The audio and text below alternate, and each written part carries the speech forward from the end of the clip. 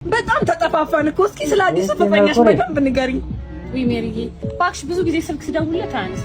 ወይኔ እንደ ሌሎች ወንዶች አይደለም፣ ቢዚ ሰው ነው ማለት ነው። ደስ ሲል አይደል?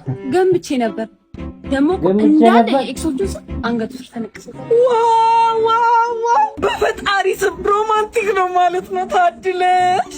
ምን እሱ ብቻ የሆነ ቀን ስልኩን ላነሳ ስል ደንግጦ ገሎኝ ነበር። ወይኔ ምን አይነት ኩል ሰው ነው ግን! በእናትሽ ፕራይቬሲው ላይ በጣም ሲሪየስ ነው ማለት ነው። ቀላል ሲሪየስ ነው።